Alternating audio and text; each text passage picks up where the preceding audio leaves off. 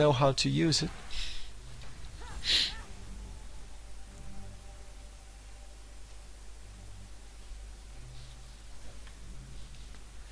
So the overall score is 5-7. They're 2 kills behind, but it's not too much of a problem, assuming that they are equal in minion kills.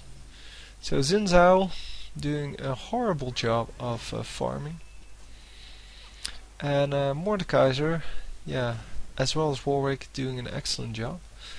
And on the purple team, it's Timo who's doing excellently, and Gangplank who's doing okay. And then in the bottom lane, I guess they've been fighting a little bit too much, because, well, that was a lot of damage, by the way. Karma and Irelia at a total of 40, when Timo is already at 60. So they've been missing quite a lot of minion kills because of the fighting, and yeah, that means that they will have a lot less gold.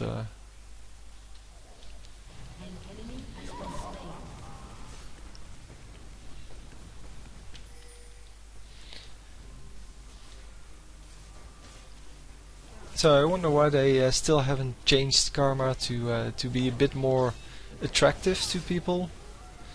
She has been out for quite a while, and you never see her in games, and I don't understand, because she is actually a decent character, but yeah, just not appealing to people, and I don't understand why. I don't know why, but well, they should be able to change that in some way. I mean, they redesigned some of the other characters.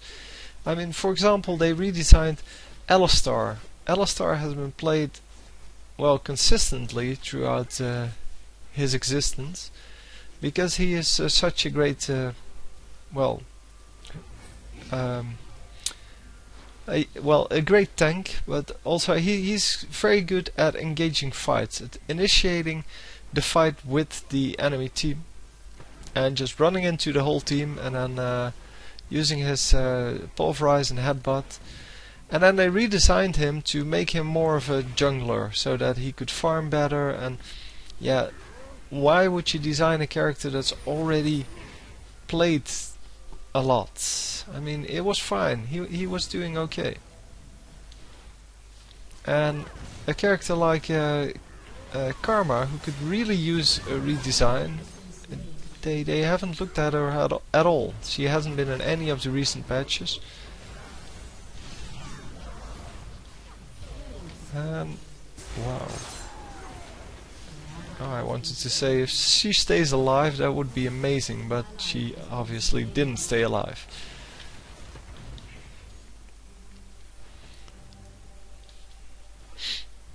So they're both at low health here, but with Mordekaiser just taking a few tower shots, they shouldn't worry too much. Okay, this is going to be a problem. And actually getting the kill there, if there was actually some contact. Nope. Oh, that's a shame. You should always try to get a hit on someone doing that. I mean, I've missed several myself, so not blaming anyone here. But yeah, it's so frustrating to see someone tower dive like that. You get killed and then you don't get the kill back. Even though they die, you don't get the kill. For the simple reason that you forgot to just attack them.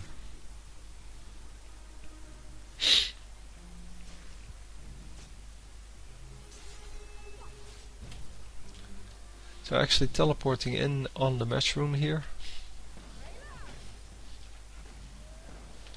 And healing up Akali with her Heavenly Wave.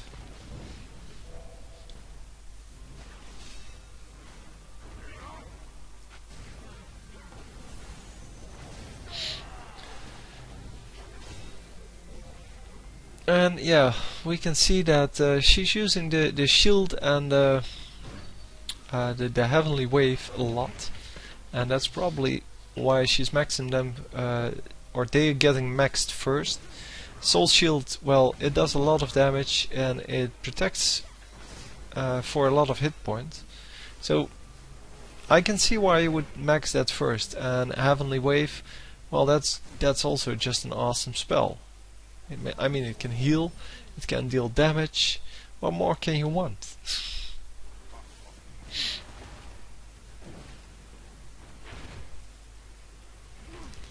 But then again, yeah, I'd like to see the speed boost, well, at least one level, like level 3 or something.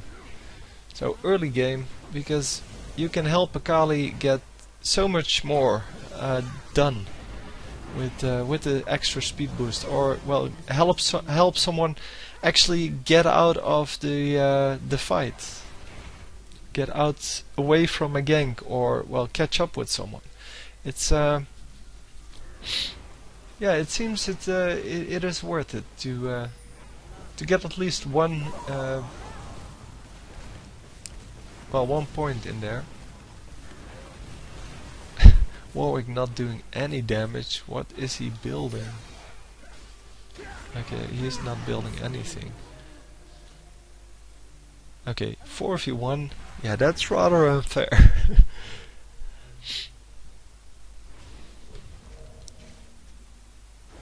So Warwick has been jungling, but is wasting all of his money on items that he really doesn't need.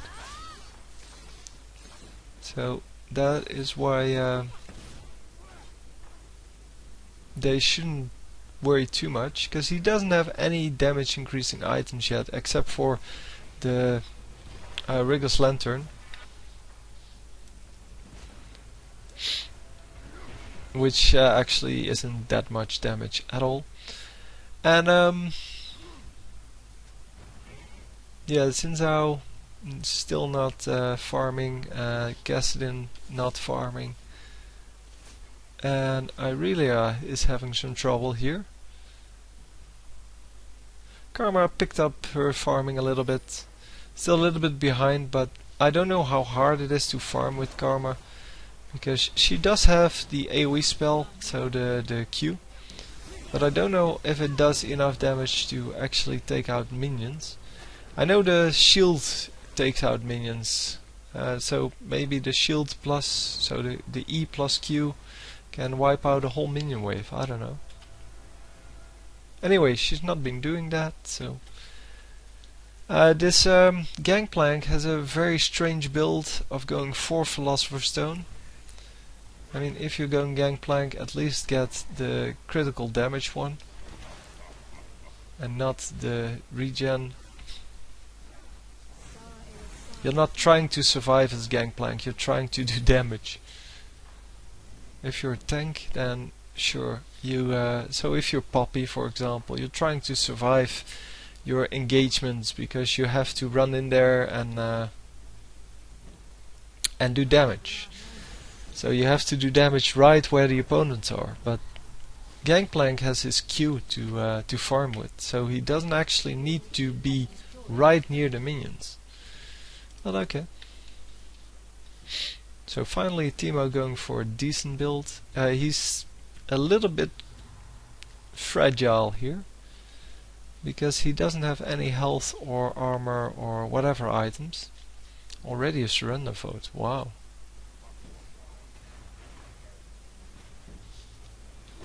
Who did this? So that was the Akali going 1 and 5. So yeah, I could see why you would want to surrender if you're 1 and 5, but if your team is 11 to 14, there is there's really no reason to surrender. Teemo is doing okay with a lot of minion kills compared to the rest of his team anyway, and yeah, he only died once, which is fine, early game. I mean, as long as Teemo doesn't die like 5 times, then it's fine. Okay, get the kill on this guy. Finally. Seems that they are more often running away than actually trying to stay and fight. And yeah, they do have a support champion, and they're not using her to stay in the fight. They're using her to yeah, to do nothing basically, because every time she shields someone, instead of them staying in to fight, they just run out. That's the magic of teleportists. I mean, she can be in the fight right after she healed up, and that's of course very handy.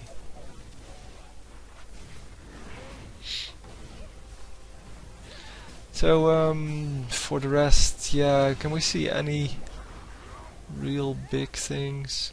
I mean, the slow of Crystal Scepter is probably the most important thing we see here. The sheen is very nice, and well, Gangplank finally buying something useful, actually increasing his damage. And yeah, there we see the good thing for Teemo, because he has a healer, or well, a support champion right next to him, he can actually stay alive even though he's being focused. Oh, the enemy team actually getting Baron. Didn't even notice that. And apparently neither did they.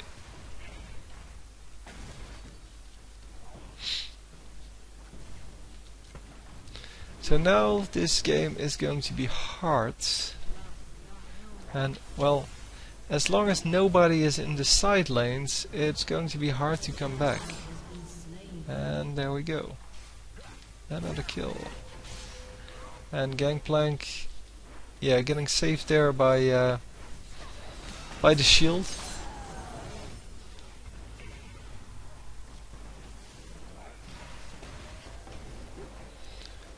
Yeah, the enemy team has a lot more interesting items. I'd like to see Kassadin's stacks, but Kassadin isn't here at the moment. There he is.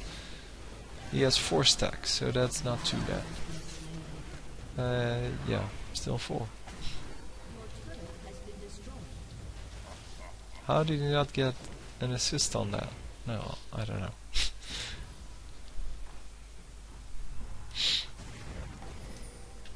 So Karma is doing her best here to keep people from dying, but it is really hard to be a support champion and actually keep people alive if they're doing stupid things.